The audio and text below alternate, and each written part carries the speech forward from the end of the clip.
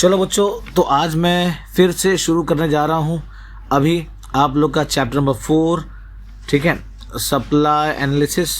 ठीक है, तो इसको कैसे करना है, क्या करना है, मैं आप लोग को चलो मैं फटाफट इसके बारे में भी आप लोग को मैं एक्सप्लेन कर देता हूँ। ठीक है, तो मैं अभी इसका जो इंक है थोड़ा सा चेंज करूँगा। मुझे एक हैबिट हो गई थोड़ा सा इंक चेंज करने की। मैं येलो यूज़ करने वाला हूँ अभी।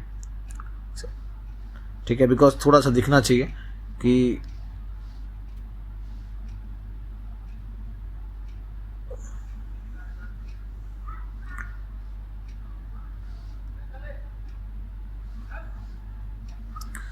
चलो ठीक है, तो अभी हम लोग शुरू करते हैं इसको और फटाफट हम लोग क्या करते हैं, आगे बढ़ते हैं। अब ये चैप्टर में आप लोग को मैं शुरू करने से पहले मैं आप लोग को ये बता दूं कि ये चैप्टर में एक्चुअली में है क्या और ये उसमें होता क्या है। यहाँ पे जैसे हम लोग लास्ट टाइम अभी लास्ट जो हम लोग 3A पढ़े हम लोग ने और 3B हम लोग ने पढ़ा, तो उसमें ऑल अबाउट डिमांड के बारे में था। यानी इन शॉर्ट, अगर प्राइस बढ़ेगा तो डिमांड कम होगा और प्राइस अगर कम होगा डिमांड क्या हो जाएगा, बढ़ जाएगा। दे बोथ हैव इनवर्स और इनडायरेक्ट रिलेशनशिप। आप इस बात को याद रखना, इनवर्स और इनडायरेक्ट रिलेशनशिप। ठीक है, ये दिख रहा नहीं है, मैं थोड़ा इसका इंक चेंज करता हूँ, कलर चेंज करता हूँ इसका, मैं रिड्यूस कर लेता हूँ। चलो ये दिख जाएगा बराबर से। ठीक है, but in the case of supply ये थोड़ा सा क्या है, उल्टा है। सप्लाई में कैसा होता है कि देखो, डिमांड में यहाँ पे हम लोग बात करते हैं किसी भी कंज्यूमर की। तो एक कंज्यूमर क्या सोचता है कि भैया मुझे अगर सस्ते प्राइस कम होगा तो डिमांड ज़्यादा, मैं ज़्यादा ले आऊँगा। लेकिन अगर क्या बोलते हैं इसका,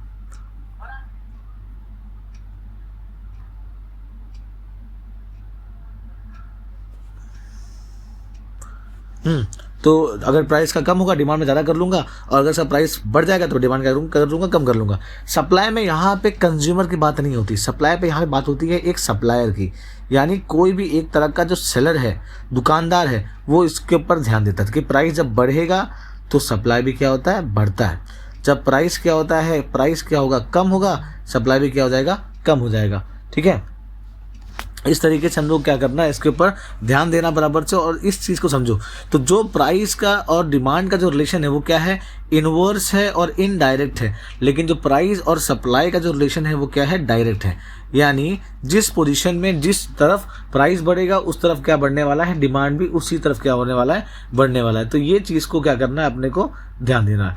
ठीक है, आया समझ में? तो इस चीज़ को क्या करना है, हम लोग को ध्यान देना बराबर से। ठीक है,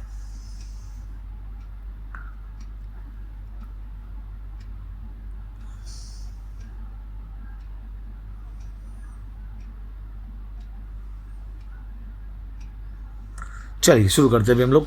ठीक है, हाँ, स्टॉक क्या है, स्टॉक का डेफिनेशन यहाँ पे, सप्लाई यहाँ पे। स्टॉक मेरे पास जितना भी चीज़ अवेलेबल है मार्केट में सेल करने के लिए वो मेरा क्या है, stock. Stock is the total quantity of commodity available for sale with the seller at a particular point of time. Supply refers to quantity of demand that the seller is willing and able to offer for sale at a given price. Supply, मान लो मेरे पास में 100 unit रखा हुआ है, 100 unit रखा मेरे पास में, वो मेरा क्या है, स्टॉक है। मैं 100 यूनिट है तो मैं क्या करूँगा, मैं सप्लाई कितना कर पाऊँगा, 100 तक ही मैं सप्लाई कर पाऊँगा। लेकिन अगर मेरे पास में 100 यूनिट है, कोई मुझे बोलता है मुझे 200 यूनिट चाहिए, तो मैं सप्लाई कर पाऊँगा क्या उसको, नहीं। मेरी लिमिट कितनी है, सिर्फ 100। मैं 100 के अलावा मैं उसको सप्लाई नहीं कर पाऊँगा। वो मेरा एक तरीके से क्या है, एक तरीके से मेरा क्या है, वो लिमिटेशन है। ठीक है, stock is the outcome of production, जाहिर सी बात है मैं प्रोड्यूस करूँगा तो मुझे मिलने वाला है। Supply is the derived out of stock, अगर स्टॉक के अंदर से ही सप्लाई निकलने वाला है कि नहीं। अगर मुझे कोई बोलता है 100 है, भाई मुझे 50 चाहिए, तो मैं इसको दे सकता हूँ। कोई बोला 40 चाहिए, दे सकता हूँ उसको। कोई बोला 30 चाहिए, हाँ दे सकता हूँ उसको। कोई बोला सर 120 चाहिए, तो मैं 120 उसको नहीं दे पाऊंगा, बिकॉज मेरे पास में उतना माल ही नहीं है। Stock can be increase if production is increase, सही बात है। ठीक है, supply can be increase if stock is increase, ये भी सही बात है। ठीक है, stock is generally more than supply और इक्वल टू सप्लाई। ठीक है, ये जरूरी है। सप्लाई कैन बी लेस और equal to the stock, it can not exceed stock. Supply कभी भी स्टॉक से बढ़ ही नहीं सकता है। लाइक आई टोल्ड यू कि अगर 100 यूनिट मेरे पास में है तो मैं 120 यूनिट मार्केट में सप्लाई कर ही नहीं पाऊंगा। इट इज एन अजम्पशन, ये पॉसिबल ही नहीं है, हो ही नहीं सकता ये चीज। तो क्या करना अपने को, उसको जरा अच्छे से क्या करना है, इसको देखना बराबर से। ठीक है, तो फटाफट अगर आपको लगता है कि तो पढ़ने का है तो आप ये वीडियो को पॉज करके उसको पढ़ सकते हो। ठीक है, चलो आगे बढ़ते हैं हम लोग। अब यहाँ पे आता है total output and total supply. ठीक। टोटल आउटपुट क्या इधर पे, total output is the total quantity of a commodity produce at a given point of time.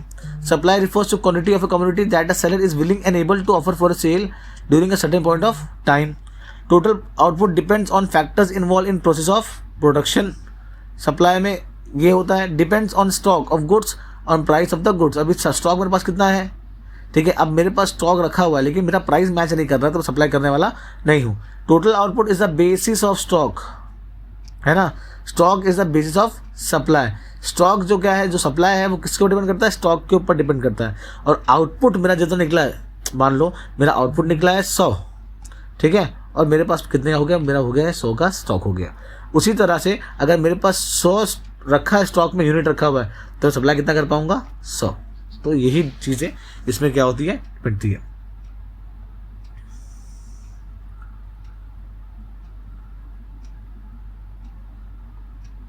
ठीक। अब इसके बाद में देखो, अभी यहाँ पे आता है इंडिविजुअल सप्लाई, मार्केट सप्लाई, ठीक है। इस चीज़ का क्या करना, आप लोग क्या करना, इधर पे जरा ध्यान देना बराबर से। मैंने इसको भी आप लोगों को पहले भी एक्सप्लेन किया था, ठीक है।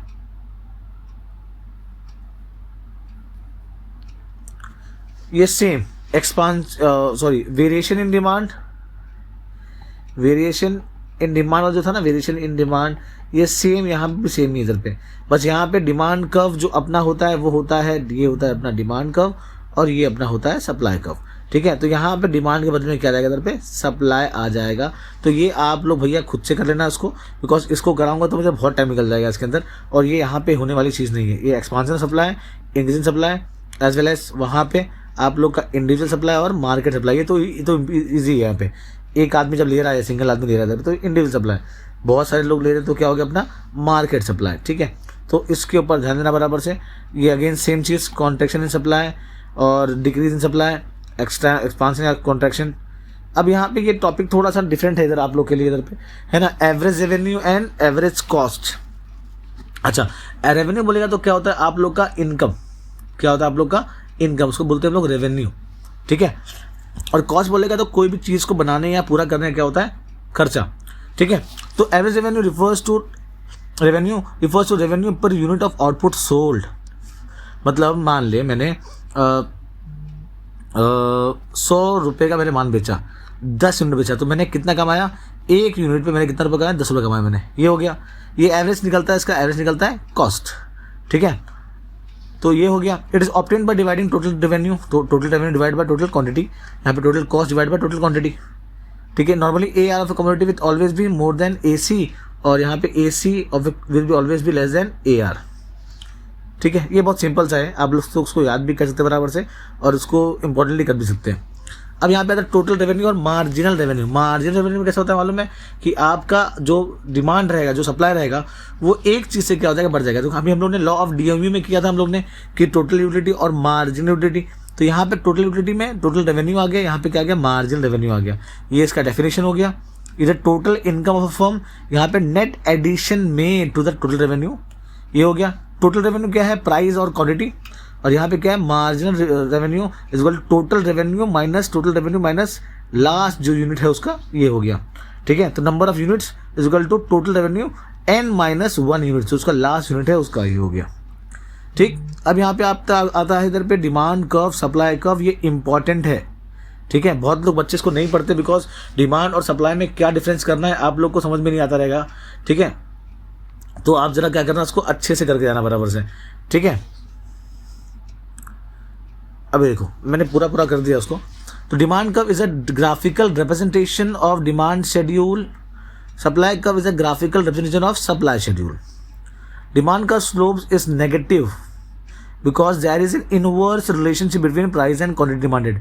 मैंने ये आपको शुरू में ही बताया था अभी, है कि नहीं, कि जब प्राइस बढ़ता है डिमांड कम होता है, प्राइस कम होता है डिमांड बढ़ता है।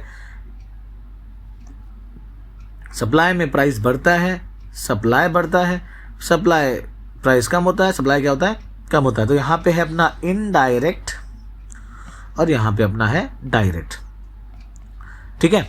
ये हो गया अपना। अब ये होने के बाद में इसका डेफिनेशन हो गया, इस सप्लाई का moves downward from left right, left ये हो गया, राइट ये हो गया, ये लेफ्ट ये right, it moves downward from left to right, और ये it move upward from left to right, ये हो गया आपका लेफ्ट, ये हो गया आपका right. Simple as that, clear हो गया ये आपका, है कि नहीं। अब ये होने के बाद में अब हम लोग यहाँ पे आते हैं इसका ऑब्जेक्टिव्स करने के लिए। फटाफट हम लोग क्या करेंगे, इसका ऑब्जेक्टिव्स करते हैं। देखो अभी इसके ऑब्जेक्टिव्स में क्या है। चलो मेरे शुरू करने से पहले आप लोग क्या करो, फटाफट उसको एक बार रीड कर लो, देख लो और समझ लो कि आपको ठीक है कितना आप लोग को इसमें से आता है।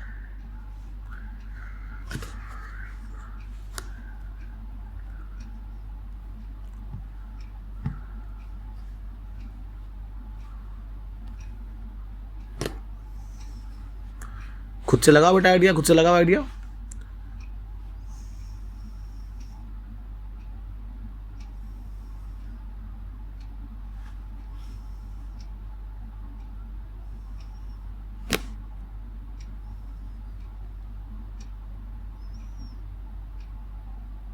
चलो क्या हुआ आया समझ में आया, कुछ रीड किए। तुम लोग बढ़ा रहे होगे ना वीडियो को कि फटाफट देखो सर कहाँ तक पहुंचे, सर बोलना चालू किए। चल ठीक है। The following statement are true with respect to stock. Stock can be increase by increasing production. चलिए सही बोल रहा है। Stock is the potential supply, हाँ स्टॉक है तो सप्लाई होने वाला है। Stock is the expression in relation between price time and quantity, ना गलत बोल दिया। स्टॉक नहीं, वो सप्लाई है, सप्लाई के टाइम में प्राइस क्वांटिटी यहाँ पे आता है ना। Without stock supply is not possible, सही बोल रहा है। तो इसका आंसर कौन सा हो गया इधर पे, अपना आंसर ए वाला हो गया। These statement are not true with respect to supply, ये चीज़ें सही नहीं सप्लाई को लेकर के। Supply is a relative concept, supply is a relative concept, ठीक है। Supply is a flow concept.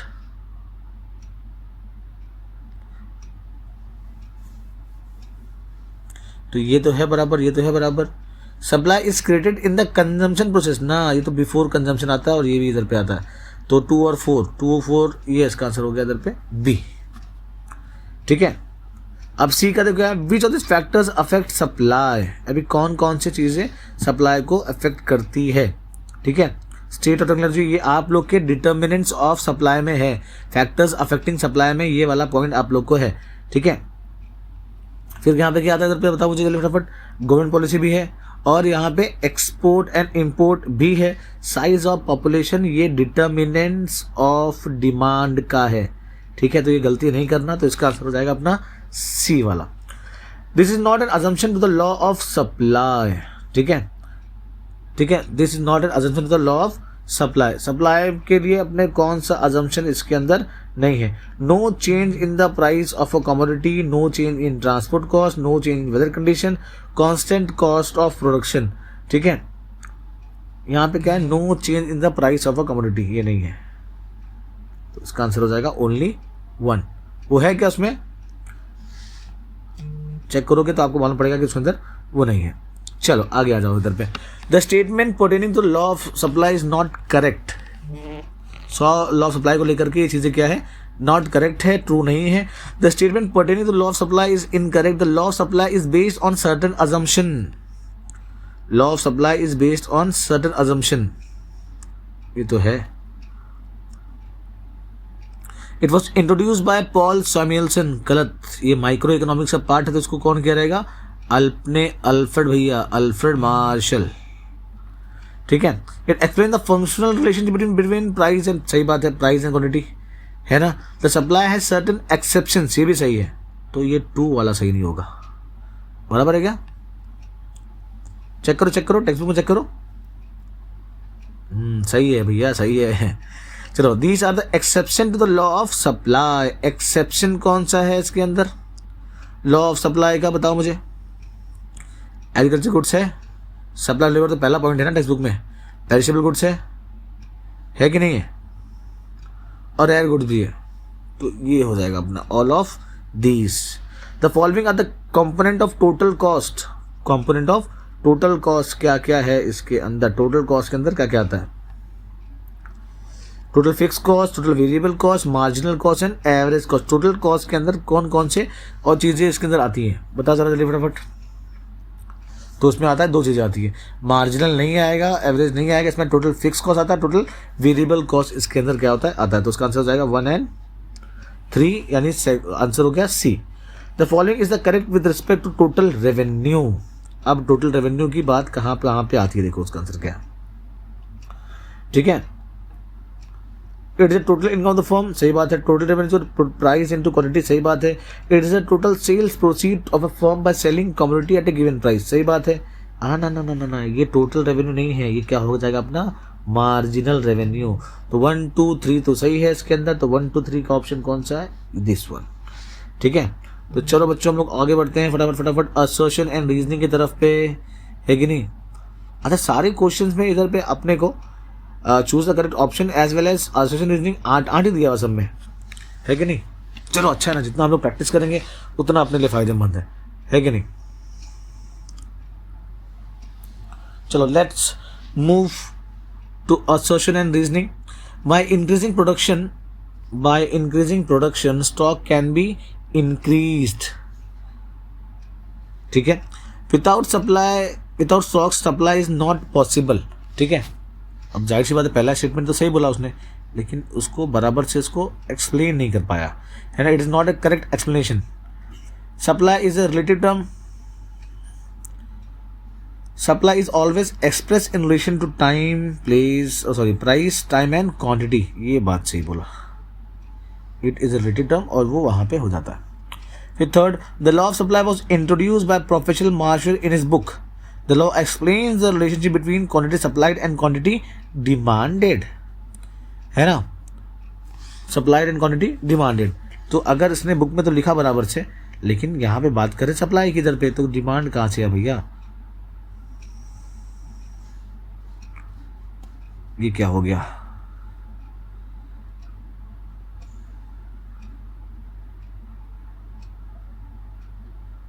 आए तो पूरा गायब हो गया।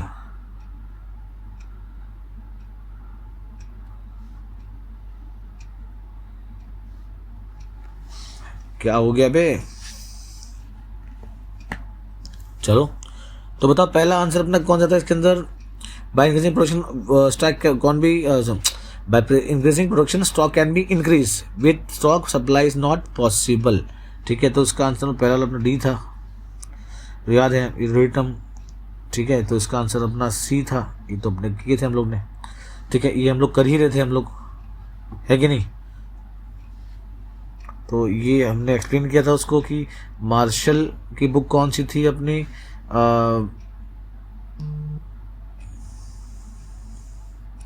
ये अपना फादर ऑफ इकोनॉमिक्स था, वो तो एडम स्मिथ है, ठीक है। चलो अभी कंफ्यूजन यहाँ पे हो गया मुझे बहुत सारा। चलो आगे बढ़ते हैं हम लोग।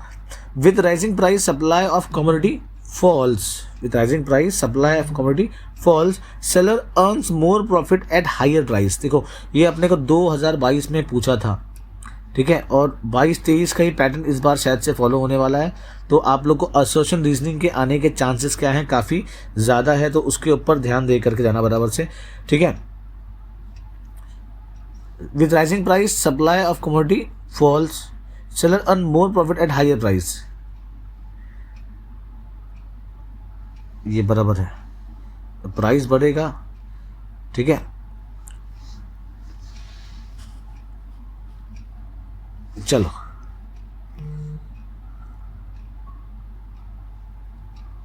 Again, supply of labor falls with rise in wage rate beyond a certain point. The worker prefers leisure over work after receiving higher amount of wages. ये पांचवे वाले का आंसर जो है, ठीक है, वो सही बात है कि सप्लाई ऑफ लेबर में जब वो ज़्यादा पैसा मिल रहा था उसको, तो वो कम काम करके भी सेटिस्फाई हो रहा था। तो ये इसका, ये दोनों क्या सही है। At point of a painting of M.F. Hussain is an exception to law of supply, because ये रेयर गुड्स में आता है। M.F. हुसैन एक बहुत बड़ा पेंटर था जो अभी दुनिया में नहीं है, ठीक है। The supply of painting can not be increase और decrease according to the demand. Supply नहीं पॉसिबल है कि नहीं, बिकॉज ये क्या है, रेयर कलेक्शन है। ये जब मार्केट में अवेलेबल होगा तभी वो चीज हो पाएगी, ठीक है। Increase in supply means rise in the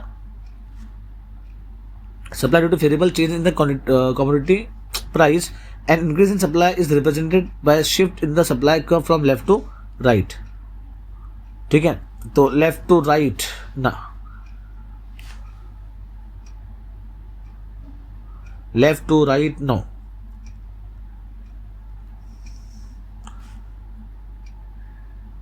तो A is false but R is true. ये हो गया। Total cost equal total fix cost total variable cost, ये अभी हम लोग ने पढ़ा तो ये सही था।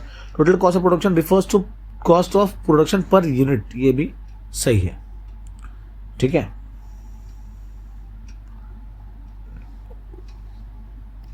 तो मार्जिनल कॉस्ट हो जाएगा उसका। चल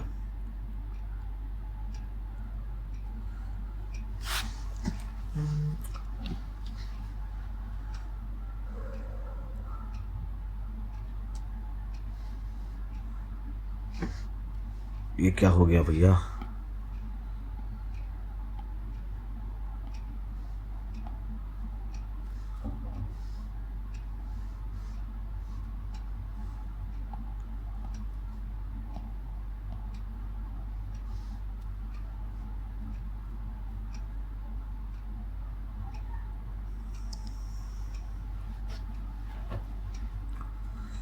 चलो नेक्स्ट टॉपिक यहाँ पे dash the total quantity of commodity available for sale with the seller is, ये हो गया अपना stock. Dash is always express in relation to price and quantity. Supply, when supply curve is upward sloping it slopes positive. The supply curve has a backward bending slope of labour and upward movement along the same supply curve shows expansion of supply. A right shift in the supply curve shows increase in supply.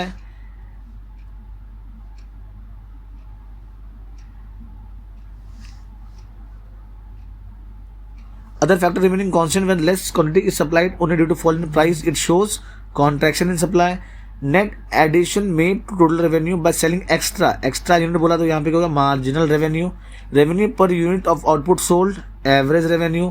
Dash is calculated by dividing total cost by total quantity of production, average cost.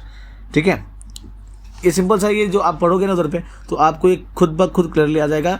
Because supply में एक आप लोग को है cost concept और revenue concept,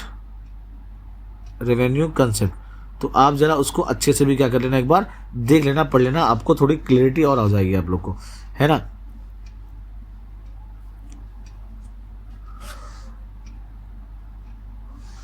ठीक है, अब यहां पे थोड़ा बढ़ते हैं हम लोग आगे इधर पे कि एग्रीकल्चर गुड्स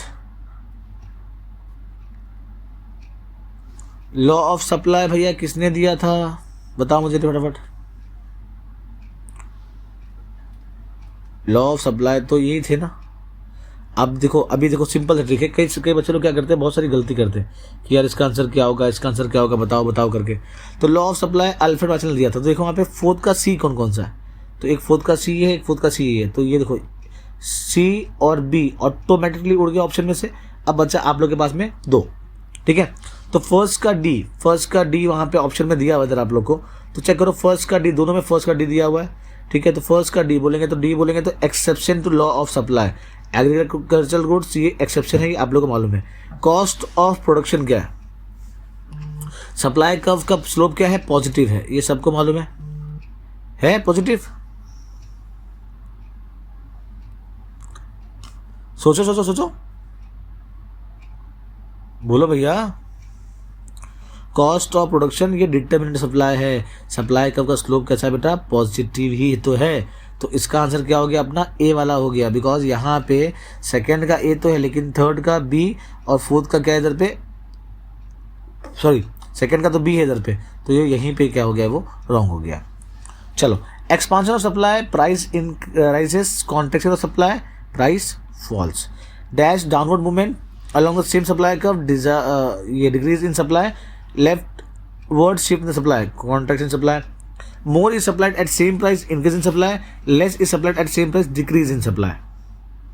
फिर dash change in supply, other factors remaining constant, wage supply, price constant, total revenue, price into quantity, average revenue, total revenue divided by total quantity. ठीक है, total cost, total fix cost plus total variable cost is equal to average cost, total cost minus ये average cost, total cost divide by total cost, average revenue कितना हो गया, ये हो गया। Demand curve downward, supply curve upward, ठीक है।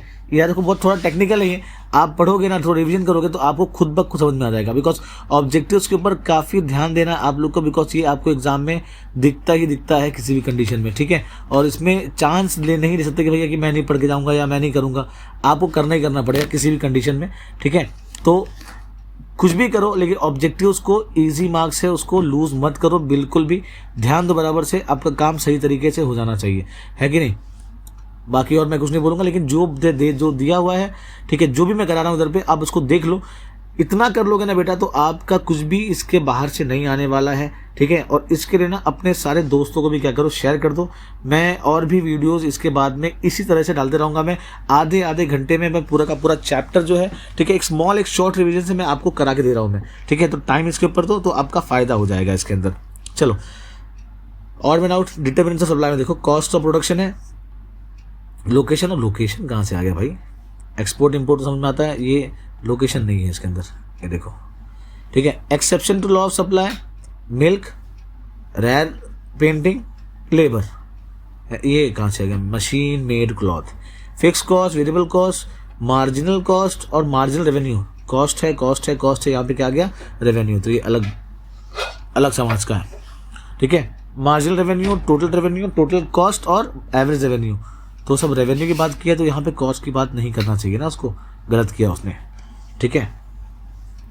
आगे आ जाओ, ठीक है। तो source of supply, stock. Supply किससे होता है भैया, स्टॉक से ही होता है। A tabular representation of functional relationship between price and quantity, ये हो गया अपना supply schedule. A graphical representation of market supply schedule, market supply curve, ठीक है। A change in supply on account of unfavourable change in factors other than price, decrease in supply. Cost incurred on fix factor, total fix cost, cost incurred और per unit output, average cost, net addition made to total cost of production, marginal cost, revenue per unit of output sold. ये 22 में पूछा हुआ भी था, ये हो गया अपना एवरेज रेवेन्यू, ठीक है। पर बोलेगा तो आ गया इधर पे एवरेज रेवेन्यू कि कितना होने वाला है। पर में क्या करेंगे हम लोग, क्या करेंगे, टोटल जो रेवेन्यू है हम लोग क्या करेंगे, उसको डिवाइड कर देंगे, ठीक है। अब यहाँ पे नेक्स्ट टॉपिक यहाँ पे आ गया अपना इधर पे, आइडेंटिफाई एंड एक्सप्लेन, ठीक है। Many wholesalers hoarded face mask and sanitiser during lockdown. तो ये क्या है, स्टॉक किया लोग ने, एक्सेप्शन है ना कि इन फ्यूचर जब इसका प्राइस बढ़ेगा हम लोग क्या करेंगे, महंगे दाम पर उसको बेच देंगे। ऐसा करना बेटा इलीगल है, आप कोई भी काम को इस तरीके से आप नहीं कर सकते हो। Stock is a total quantity of commodity available for sale with the seller at a particular point of time, it is a source of supply. Hence, this illustration relates to concept of stock as wholesaler hoarded face masks and sanitizers. It will available for sale within them, not been supplied. तो एक तरह क्या है ये, exception है ये, ठीक है। फिर Rohan opted to spend time with kids over working for too many extra hours for overtime pay.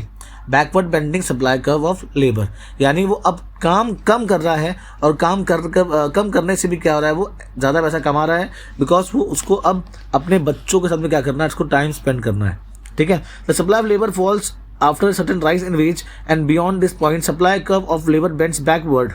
Hence, this illustration relates to concept of backward bending supply curve. ये आपके एक्सेप्शन, आपके सप्लाई के एक्सेप्शन का पहला पॉइंट है और ये आपको 2 मार्क्स ले भी पूछ सकता है। जिससे यहाँ पे आपको पूछा है वैसे इसको भी रिलेट करके आपको पूछ सकता है। अब कोई भी आंसर आप लोग को बेटा डिस्टिंग्विश बिटवीन में, लॉन्ग आंसर्स में, आंसर द फॉलोइंग में या फिर एग्री और डिसएग्री में आप लोग को पूछ सकता है, ठीक है। तो यहाँ पे कोई स्ट्रेट आंसर आप लोग को आ जाए ऐसा कुछ भी पॉसिबल नहीं है, इसलिए थोड़ा सा ध्यान दिया करो। इकोनॉमिक्स है, ठीक है, बिकॉज इसमें वेराइटी बहुत है इसके अंदर, आपको कहीं से भी किसी भी तरीके से सवाल पूछ सकता है, ठीक है। आगे आ जाओ। The unexpected rains in December 19 hit supply of mangoes almost by 50%। अब बारिश ज़्यादा हो गई भैया उधर पे, है ना, तो डिक्रीज इन सप्लाई हो गया। When less quantity is supplied than before at the same price, it's called a decrease in supply. पहले वही टाइम पे मान लो मुझे अच्छा खासा मुझे सप्लाई आता था, लेकिन अब क्या हो गया, बारिश हो गई, ज़्यादा हो गई, अब मेरा सप्लाई क्या हो गया, कम हो गया, तो मेरा क्या हो गया, वो decrease in supply. Decrease in supply takes place due to unfavourable changes in factors other than price, ठीक है। प्राइस के अलावा जो अदर फैक्टर्स होते हैं उसके बिना पर क्या होता है, ये चीज़ चलती है, ठीक है। तो इसको भी समझना क्या है, बहुत ज़रूरी है, बहुत इंपॉर्टेंट है, ठीक है। अब हम लोग आते हैं एग्री डिसएग्री पे। ये थोड़ा सा खतरनाक है आप लोगों के लिए, बिकॉज बहुत लोग को इस चीज़ को समझता नहीं है, ठीक है। There is no difference between stock and supply, गलत बोल रहा है भाई। स्टॉक देखो, अभी ये सवाल आपका डिस्टिंग्विश बिटवीन, ठीक है, स्टॉक एंड सप्लाई का हो जाएगा ये। अब आप लोगों को क्या करना, उसी के पॉइंट को क्या करना है, उसके अंदर लिखना है yes, no, I do not agree with the given statement, I disagree with the given statement, stock and supply are two different concept. Stock का मतलब ये होता है, सप्लाई का मतलब ये होता है। स्टॉक ये, सप्लाई वो, स्टॉक ये, सप्लाई वो, स्टॉक ये, सप्लाई वो। Hence due to the above reasons stock and supply are different. ऐसा आपको क्या करना है। ठीक है, ये देखो बहुत पहले भी पूछा था। Supply curve slopes upward from left to right. Yes, I agree with the statement, supply curve slopes upward from left to right. जो आपका लॉ ऑफ सप्लाई का जो ग्राफिकल रिप्रेजेंटेशन है, आप उसको अच्छे से करके उसको आप लोग एक्सप्लेन कर सकते हैं, है कि नहीं। जब प्राइस बढ़ता है, ठीक है, विद दिस सप्लाई क्या होता है, बढ़ता है। जब प्राइस कम होता है, सप्लाई क्या होता है, कम होता है। They have a direct relationship. What they have, a direct relationship. ठीक है, तो वो चीज़ वहाँ पे क्या होती है, दिखाती दर्शाती है ना। अब देखो ये भी बहुत इजी आंसर आ गया आप लोग को। There are no exception to the law of supply, है ना। No, I do not agree with the statement, या I disagree with the statement. ठीक, agriculture goods, urgent need of cash, perishable goods, red goods, supply curve, है ना, ये सारे point है। ठीक है, तो इसी पॉइंट्स को हम लोग क्या करना है, डिटेल में इसको एक्सप्लेन करना है। There are no exception to law of supply. ठीक है, अब यहाँ देखो लिखा है there are exception to law of supply. देखो क्वेश्चंस को ऐसे ही ट्विस्ट करता है, बहुत लोग चालाक करते हैं, बनते हैं लोग, है ना, आपको फंसा देंगे क्वेश्चन के अंदर ही। क्या करेंगे वो लोग, आपको आसानी से फंसा देंगे आप लोग को, है कि नहीं। There are no exception, yes, I do not agree या आई डिसएग्री, बिकॉज एक्सेप्शन तो है। अब यहाँ पे देयर आर एक्सेप्शन, तो यहाँ पे एक्सेप्शन है, तो इसका भी आंसर सेम होगा, इसका भी आंसर क्या होगा, सेम होगा। ठीक है, अब देखो ये अलग से क्वेश्चन आप लोग को पूछा हुआ है, the supply curve of labour is backward bending. तो वो पूरा आंसर हम लोग को लिखना है, चार्ट बनाना है, डायग्राम बनाना है, बिकॉज 4 मार्क्स के लिए ये भी आपके लिए क्या है, काफ़ी इंपॉर्टेंट है, आपको करके जाना बराबर से, है कि नहीं। यहाँ पे सिंपल सा स्टोरी है कि अगर मैं कम काम करके ज़्यादा पैसा कमाता हूँ तो मैं अपनी सर्विस कम देने वाला हूँ, बिकॉज मेरी इनकम क्या हो गई है, बढ़ गई है। पहले मैं 8 घंटा काम करके मैं 2,000 रुपये कमाया करता था, अब मैं 6 घंटा काम करके मैं 2,500 कमा रहा हूँ मैं, तो मैं अपना सप्लाई क्या कर दूंगा, कम कर दूंगा। लेबर अपना सप्लाई कम कर देगा, बिकॉज वो अभी कम काम करके भी वो ज़्यादा पैसा कमा पा रहा है।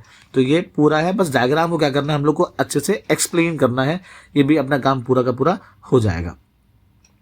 ठीक है, अब यहाँ supply like supply schedule of chocolates, price यहाँ पे दिया हुआ है और यहाँ पे दिया हुआ है क्वांटिटी सप्लाइड। आप इसको इंक्रीज कर लो, सिंपल सी बात है। ये 250, ये 400, ये 450 और ये 500, बिकॉज सब में 50-50 से, देखो यहाँ से मालूम पड़ेगा हम लोग को कि सब में क्या हो रहा है, 50-50 से क्या हो रहा है, बढ़ रहा है। सिंपल है इतना, है कि नहीं। अब draw diagram for about supply schedule, जो हम लोग ने ऊपर बनाया इधर पे, उसी का हम लोग क्या करना है, सप्लाई शेड्यूल हमको क्या करना, बनाना है। सिंपल सी बात है कि नहीं। अब यहाँ पे आपका आया इंडिविजुअल सप्लाई, मार्केट सप्लाई, है कि नहीं। 20, 45, तो 45, 65 ये हो जाएगा आपका 35 हो जाएगा। ठीक है, और 45 प्लस 30 कितना हो गया, 45 प्लस 30 75, 75 प्लस 30 ये हो गया 105 और 7 ये हो गया 112। 40 और 55 कितना हो गया बेटा, 95, 95 यहाँ 135 है, तो 95 30 करेगा तो यहाँ पे आ जाएगा अपना 40, यहाँ पे 154 तो बोले इधर पे आ जाएगा अपना, इधर पे 60। क्लियर, तो ये तो आता खाली आराम से, अच्छे से बॉक्सेस बनाओ बराबर से, है कि कहाँ फॉर्म है ABC अच्छे से एकदम ब्यूटीफुल प्रेजेंट करके, और जहाँ पे तुम लिखोगे, जहाँ पे तुम इसको लिखोगे ना, वहाँ पे आप लोग क्या करना, बराबर से लिखने के बाद में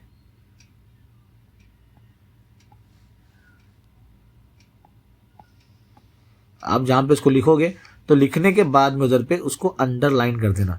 जहाँ जहाँ आपका आंसर्स रहेगा वहाँ पे आप क्या करोगे, उसको अंडरलाइन करोगे, और चाहिए तो बॉक्स में डाल देना, कोई दिक्कत नहीं है, बिकॉज टीचर्स को वही देख करके आना होता है और टीचर को वही देख करके मार्क्स देना होता है। ये हो गया। फिर आपके कुछ कैलकुलेशन है टेक्स्ट बुक के, ठीक है।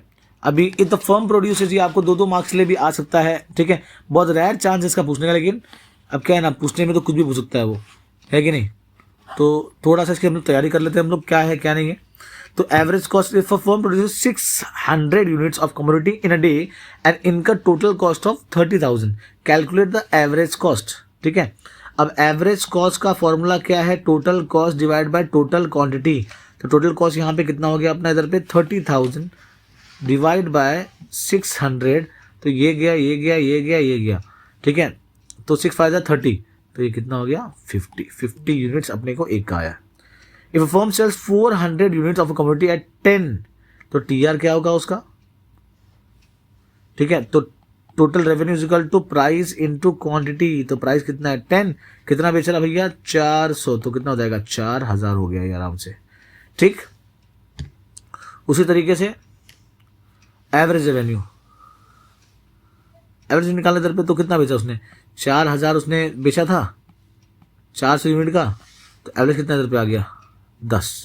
तो इसका भी अपने को क्या करना है, ध्यान देना है, ठीक है। एक और चीज ये अब इसको अपने देखना है बराबर से। अब ये डायग्राम पूरा का पूरा आप लोग देख लीजिए, ठीक है। ये प्राइस अपना मेन कांस्टेंट है इधर पे, है ना।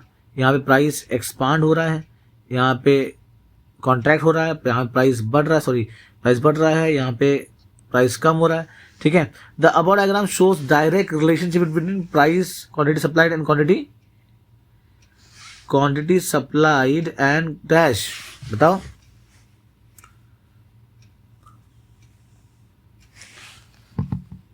किससे सप्लाई हो रहा है यहाँ पे बेटा, दिया हुआ तो है उधर पे। अरे भैया ये सप्लाई है तो ये क्या है इधर पे प्राइस, इतना नहीं सोच पाएगा बेटा, फिर अच्छी बात नहीं है ना। In above diagram supply curve SS has dash slope, supply curve ये नीचे से ऊपर की तरफ जा रहा है ना बेटा, है ना, तो उसको बोलेंगे हम लोग अपवर्ड, अपवर्ड स्लोप बोलो या बोलो उसको, ठीक है पॉजिटिव, लेकिन अपवर्ड लिखना बराबर से वो ज़्यादा रिलेटेबल है। Rise in price leads to upward movement of supply and the, देखो यहाँ पे सेम यहाँ पे लिख भी दिया इधर पे अपवर्ड मूवमेंट, सप्लाई कर्व और पॉइंट आर, आर तक यहाँ पहुंचा to a point T, this movement is known as, बताओ अब यहाँ से मेरा जो बढ़ रहा है ना इधर से, तो बढ़ेगा प्राइस की वजह से बढ़ रहा है, किसकी वजह से बढ़ रहा है ये, किसकी वजह से बढ़ रहा है ये, प्राइस की वजह से बढ़ रहा है। तो यहाँ पे अपना आ जाएगा इधर पे topic expansion, expansion of supply. Fall in price leads to downward movement, अगर प्राइस गिरा तो downward movement of same supply curve at a point R, इसको क्या बोलेंगे हम लोग इधर पे कॉन्ट्रैक्शन, कॉन्ट्रैक्शन ऑफ सप्लाई। आया समझ में। तो इस चीज को भी क्या करना है अपने को अच्छे से ध्यान देना है, ठीक है। अब आगे बढ़ते हैं हम लोग, आगे बढ़ता हूँ पीछे बढ़ जाता हूँ मैं, देखो यहाँ पे भी सारे आंसर्स लिखे हुए, contraction in supply, expansion of supply, upward slope and price. तो इसको अच्छे से हम लोग को अंडरलाइन कर देना है लिखने के बाद में। आज मैं बॉक्स बना दिया बस आप लोग के लिए। ये कहाँ से है भैया, चैप्टर 3 का भी, ये चल भाई अभी देखो तो किया ना हम लोग, सॉरी ये 3 का भी आ गया है। तो with this we have completed our chapter, तो ये अपना पूरा का पूरा हो गया है चैप्टर, ठीक है। तो कुछ डाउट रहेगा तो मुझे आप मैसेज करिए, आपका हो जाएगा आराम से, ठीक है। तो इसका ज़रा अच्छे से ध्यान देना, बराबर से पढ़ लीजिए और साथ ही साथ अपने सारे फ्रेंड्स को, सारे दोस्तों को शेयर कर दो, उनका बहुत ज़्यादा फायदा होने वाला है। मैं इसके बाद अपना 5th चैप्टर भी क्या करूँगा, मैं पढ़ाने वाला हूँ मैं, ठीक है। बाय।